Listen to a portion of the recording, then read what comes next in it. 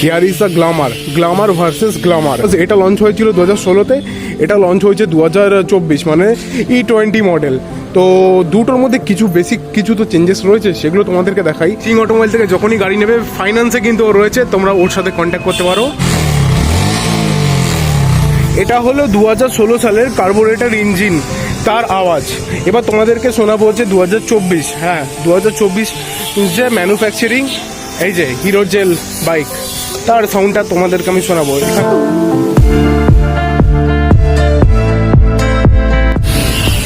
So hello, welcome bike guys, কেমন আছো সবাই? তো গাইস, আমি আজকে আরও একটা নতুন বাইকের ভিডিও বানাবো, আর আজকের ভিডিওটা একটু কম্প্যারিজন হবে। আর প্লিজ গাইস, একটু নয়েজ হচ্ছে, প্লিজ একটু ইগনোর করে যাও। অ্যাকচুয়ালি আজকে যে গাড়িটার উপরে ভিডিও বানাবো সেটা হচ্ছে here is the Glamour versus Glamour. তো কেন আমি আজকে এই কম্প্যারিজনটা বানাচ্ছি তোমরা দেখো, বিকজ এটা লঞ্চ হয়েছিল 2016-তে, এটা লঞ্চ হয়েছে 2024, মানে E20 মডেল। তো দুটোর মধ্যে কিছু বেসিক কিছু তো চেঞ্জেস রয়েছে, সেগুলো তোমাদেরকে দেখাই। দেখো, আজ থেকে 8 সাল আগে বা 9 সাল আগে এরকম দেখতে পাচ্ছ, এ দেখো অ্যানালগের সাথে ডিজিটাল মিটার আসতো, বাট এখন গেম চেঞ্জার হিরো, এই দেখো মিটার কনসোল দিয়ে দিয়েছে, পুরো এলইডি ডিসপ্লে গাইস, কি দেখছো? আর এখানে মোড অপশান আসছে, মোড, ওয়াও, ট্রিপ, এই দেখো ট্রিপ 1, ট্রিপ 2, এই মোড দিয়ে দিচ্ছে। আর আই থিঙ্ক এটা হিরো, দেখতে পাচ্ছ এরকম, এ দেখো ইউএসবি কেবল হিরো কিন্তু প্রোভাইড করছে, যেটা আগের বার তারা করেনি। এখানে কিন্তু আমরা কোথাও সেগুলো ইনবিল্ড দেখতে পাচ্ছি না। বাট তুমি বলতে পারো তাহলে আমি ভিডিওটা বানাচ্ছি।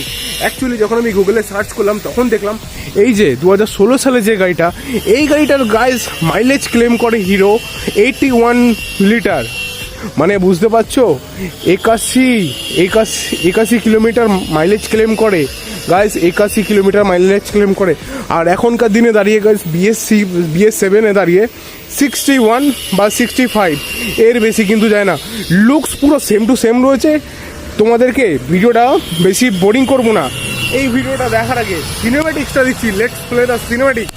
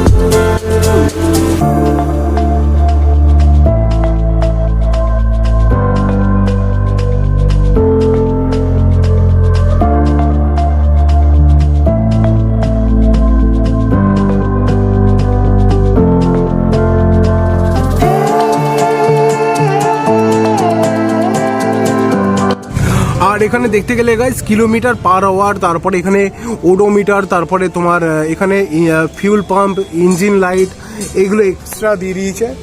আর ঠিক আমার, আর এখানে দেখো পাসিংয়ের সুইচ, আপ অ্যান্ড ডাউন। আর এটা আই থিঙ্ক হেজার্ড, হিরো কিন্তু এ দেখো হেজার্ড দিয়ে দিচ্ছে। হিরোর এখন প্রত্যেকটা গাড়িতেই হ্যাজার্ড ইনবিল্ড আসছে, যেগুলো এই গাড়িতে ছিল না। তো আরও একটা জিনিস সেটা লক্ষ্য করলাম, এই যে এ দেখো হিরোর লোগোটা এখানটায় দিয়ে দিয়েছে, আগে কিন্তু শুধু এমনি হিরো এখানে আসতো। চাবিটা অন করা আছে, এবার সেলফ মারবো।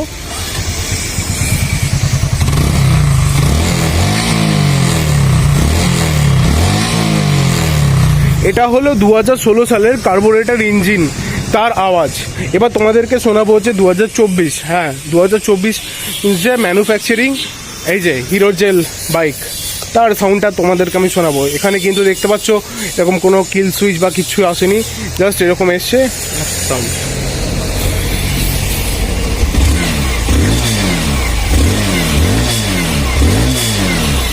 একদম সফট, মানে বোঝাই যাচ্ছে না যে গাড়িটা পুরো স্টার্ট রয়েছে, মানে অনেকটাই ওয়ার্ক করেছে হিরো। আরও বেসিক কিছু দেখাই, 2016 সালের মডেলে কিন্তু এবিএস আসতো না, এখানে কিন্তু দেখো 2024 বা 2025 দেখতে গেলে এবিএস তারা দিচ্ছে, এবিএসের সাথে ড্রাম ব্রেক। আর এইটা 2016 সালের মডেল, তো এটা প্রাইস সেই সময় 60 থেকে 70 হাজার টাকার মধ্যে, আর এখন কিন্তু টোটালি অন রোড আসছে 1,07,950। আর সব কিন্তু অ্যাভেলেবেল সিং অটোমোবাইল, দেখতেই পাচ্ছ।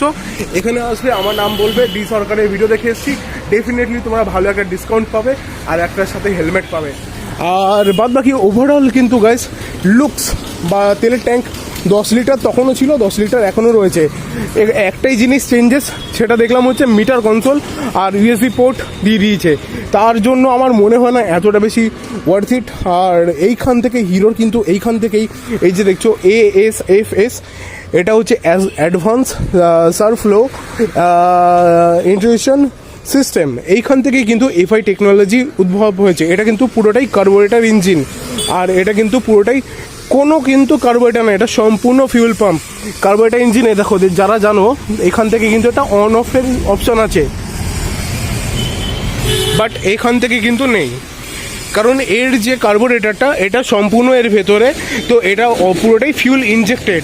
তো সাউন্ড তোমাদেরকে শোনাবো, আর একটু ইগনোর করে যাও, রাস্তার ওপরে আছে, তো আমি ভিডিও বানাচ্ছি।